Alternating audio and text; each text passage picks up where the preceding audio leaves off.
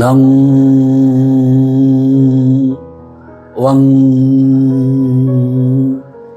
హం రం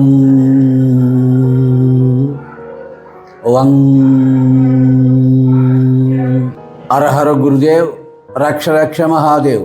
ప్రేమస్వ దివ్యాత్మ స్వరూపులైన మీ అందరికీ శ్రీకంఠ సదాశివుని యొక్క అనుగ్రహం సిద్ధించుగాక.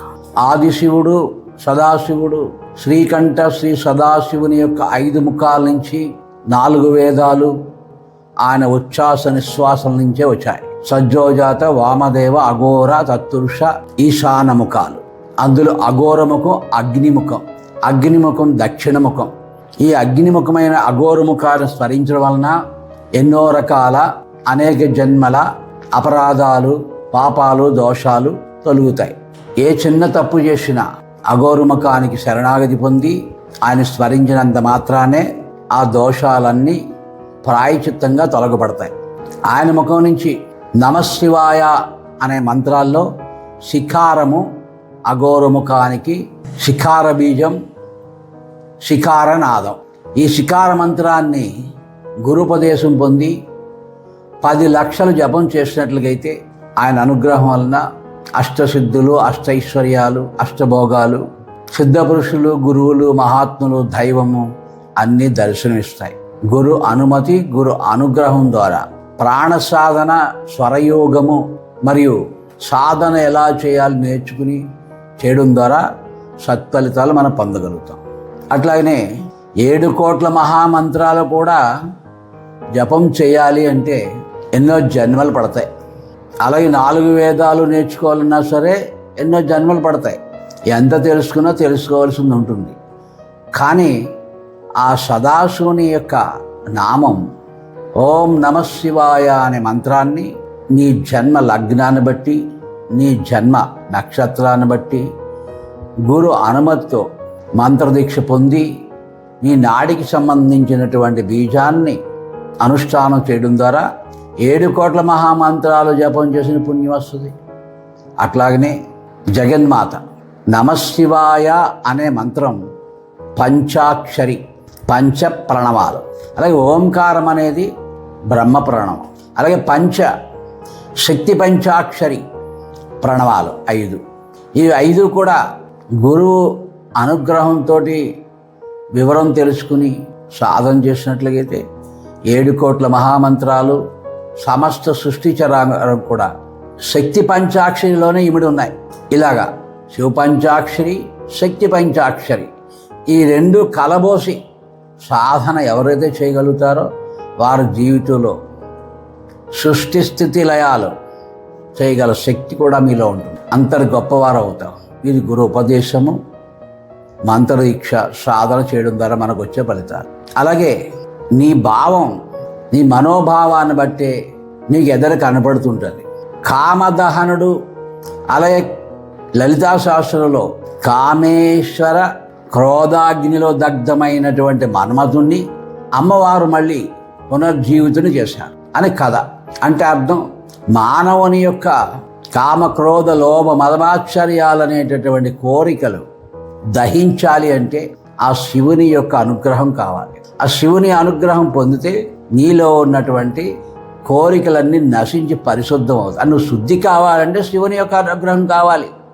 నీకు శక్తి కావాలి అంటే ఈ జీవితం అంతా కూడా 3 పువ్వులు 6 కాయలుగా దివ్యంగా జీవించాలంటే శక్తి యొక్క అనుగ్రహం కావాలి. అంటే అప్పుడు నీ ధర్మమైన కోరికల్ని పునర్జీవితం చేసేది ఆ జగన్మాత అనుగ్రహం. దేవేంద్రుడి ప్రేరణతోటి ఆ జగన్మాత యందు ప్రేమ పుట్టాలి పరమేశ్వరుడికి అనే ఉద్దేశంతో ఆ పరమేశ్వరుడికి మన్మథ బాణాన్ని మన్మడు ద్వారా ప్రవేశం జరుగుతుంది. అప్పుడు కామదహనుడు అయినటువంటి ఆ పరమేశ్వరుడు ఆయన 3వ కంటి అగ్నినేత్రం ద్వారా ఆ మన్మధుడిని భస్మం చేయడం జరిగింది. అప్పుడు రతీదేవి అమ్మని ఆశ్రయించి ప్రార్థన చేయగానే ఆ మన్మధుడిని తిరిగి అమ్మవారు పునర్జీవితుని చేసింది. ఇది కథ అందరికీ తెలుసుందే. కానీ అంతరార్థం ఏమిటి? మన్మధుడిని తిరిగి పునర్జీవితం చేసింది అమ్మ. అంటే రతి మన్మధులు అంటే నీ ఇష్టం, నీ కోరిక, నీ సౌందర్యమైనటువంటి కోరిక ఏదైతే ఉందో ఆ కోరిక రతీదేవి. ఆ కోరిక అనుభవించేది మన్మధుడు. ఆ మన్మధుడు లేకపోతే సృష్టి ఏది కూడా అనుభవానికి రాదు. ఇచ్ఛాశక్తి అయినటువంటి రతీదేవి యొక్క ఆలోచన, కోరిక లేకపోతే సృష్టి ఉండదు. రతీదేవి యొక్క భర్తని మన్మధుడిని బ్రతికించారు. అయితే అమ్మవారు ఒక మాట అన్నారు, ఈ మన్మధుడు నీకు తప్ప ఎవ్వరికి కనిపించరు అన్నారు. అందుకే అనంగుడు అన్నారు. అంటే దేహము లేనివాడు మన్మధుడు. రతీదేవి సౌందర్యవతి, ఆమెకి పతివ్రత అని, ఆమెకి భర్తగా మన్మధుడు దర్శనం అవుతాడు, ఇంకెవరికి దర్శనం అవ్వడు. అంటే అర్థం ఇది బాహ్యార్థమే, కానీ అంతరార్థం ఏంటి? ఇంకెవరికి కనిపించడు మన్మధుడు.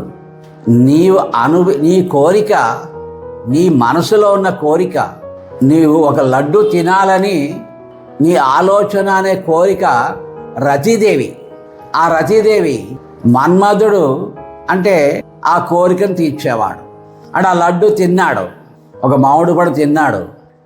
ఆ తిన్నటువంటి రుచి, ఆ మాధుర్యం ఎవరికి తెలుస్తుంది? ఆ తిన్నవాడికే తెలుస్తుంది, ఆ రతీదేవికే తెలుస్తుంది, మూడోవాడికి తెలియదు. అందుకని ఈ అనుభవము, నీ మానసిక స్థితి, నీ మానసిక ఆనంద రసమయం, ఆ మన్మధుడు అనేటటువంటి మననం, నీ ఆలోచన ఎవరికి కనబడుతుంది? నీకే కనబడుతుంది, ఇతరులకు కనిపించదు. అందుకని అనంగుడు. అలాగా దివ్యమైన భావం ఆ పరమేశ్వరుని యందు, ఆ కామేశ్వరుని యందు భక్తి, శ్రద్ధ, దివ్యమైన భావం ఏదైతే ఉందో అది నీ హృదయానికే తెలుస్తుంది, ఇతరులకు తెలియదు. లౌకికం కావచ్చు, ఆధ్యాత్మికం కావచ్చు. అట్లాగా మనం అంతరార్థాన్ని, బాహ్యార్థాన్ని కూడా సంపూర్ణంగా తెలుసుకుని సాధన చేయడం ద్వారా మనం దివ్యాత్మలుగా పరమేశ్వరుని యొక్క అనుగ్రహం పొందడానికి మార్గం అవుతుంది. అలాగే మనస్సు అనేది తల్లితో సమానం, చంద్రుడితో సమానం. తండ్రి అనేవాడు సూర్యుడితో సమానం. ఆ సూర్య చంద్రుల యొక్క మనసు, ఆత్మ కలయిక. దివ్యత్వం ఉన్నప్పుడు సమయపాలనగా మనం ఆ రహస్యాన్ని తెలుసుకుని గ్రహాలు, నక్షత్రాలు, పంచభూతాలు, వాటి తత్వాలు ఎరుకలోకి తెచ్చుకుని సాధన చేయడం ద్వారా మనం ప్రతిదీ సాధించగలుగుతాం. ఏదన్నా సరే నీ కోరిక, నీ ఆలోచన ఆ మన్మధుని యొక్క, ఆ రతీదేవి యొక్క అనుగ్రహం ఉంటే సాధించగలుగుతాం. పృథ్వీతత్వం, జలతత్వం నీ జీవితంలో ప్రతి ఒక్కరూ నిరంతరం కూడా ధనం కావాలి. ధనం కావాలంటే నీకు సంకల్ప బలం ఉండాలి. అప్పుడు ప్రయత్నం చేయాలి. ప్రయత్నం ఎప్పుడైతే చేస్తా సులువుగా మనకి విశ్వం నుంచి ఆ పరమేశ్వరుని అనుగ్రహం మనకు లభించిన మార్గం ఉంటుంది. ధనం కావాలి అనుకుంటూ ధనం రాదు. దానికి కూడా ప్రయత్నం చేయాలి. ఆ ప్రయత్నం సమయపాలన. పృథ్వీతత్వం, జలతత్వం ఉన్న సమయాల్లో చంద్రస్వరం ఉంటుండగా, పృథ్వీతత్వం, జలతత్వాలు ఉంటుండగా సంకల్పం చేయడం. సూర్యేశ్వరం ఉంటుండగా, పృథ్వీతత్వం, జలతత్వం ఉంటుండగా ప్రయత్నం చేయడం. అప్పుడు మీ యొక్క సంకల్పాలు నెరవేరుతాయి. విశేషంగా మీరు లాభాన్ని పొందగలుగుతారు. ఈ జలతత్వం అంటే ఏమిటి, పృథ్వీతత్వం అంటే ఏంటి, స్వరయోగంలో మనం తెలుసుకుని మనం సాధన చేయాలి. ధనం కావాలి అనుకుంటే వస్తుంది మీ సంకల్పం వల్ల. ప్రతి శుక్రవారం ఒక మారేడు దళము పైన త్రికోణం వేయండి. ఆ త్రికోణంలో శ్రీంకార మయాన్ని రాయండి. 3 కోణాలు 3 శ్రీములు రాయండి. ఈ ప్రక్కన గోత్రం రాయండి. ఒక దాంట్లోని 3 దళాల్లో ఒక దాంట్లోని మయాన్ని ఉన్నాడు, దాంట్లో యంత్రం రాయండి, మంత్రం రాయండి. మరొక దళంలో మీ గోత్రం రాయండి, మరొక దళంలో మీ పేరు రాయండి. ప్రతి శుక్రవారం పృథ్వీతత్వం, జలతత్వం ఉంటుండగా చంద్రస్వరం నడిపిస్తూ ఆ దళాన్ని ఒక వెండి పాత్రలో కానీ రాగి పాత్రలో కానీ వేయండి. వేసి ఆ దళాన్ని పాత్రలో ఉంచండి, తేనె పొయ్యండి. శ్రీంకారం అనేటటువంటి బీజాక్షరాన్ని శ్వాస ద్వారా తీసుకోండి, శ్వాస ద్వారా వదలండి. కనీసం 108 చేయండి. ఈరోజు శుక్రవారం అనుకోండి, వారానికి మీకు 10,000 వస్తున్నాయనుకోండి. ఇది చేసినప్పటి నుంచి మీకు అనుభవం వస్తుంది, రెట్టింపు ధనం మీకు వస్తూనే ఉంటుంది. అలాగే ఎంత వచ్చినా ఖర్చు అయిపోతుందండి, నిలవ ఉంటో లేదనే బాధలు కూడా తొలుగుతాయి. మీ ఆర్థిక పరిస్థితి నెరవేరుతుంది. గురు అనుగ్రహము, గురు ఆశీస్సులు, గురు అనుమతి పొంది చేసినటువంటి వారు శీఘ్ర ఫలితాలు పొందుతారు. హర హర గురుదేవ్, రక్ష రక్ష మహాదేవ్.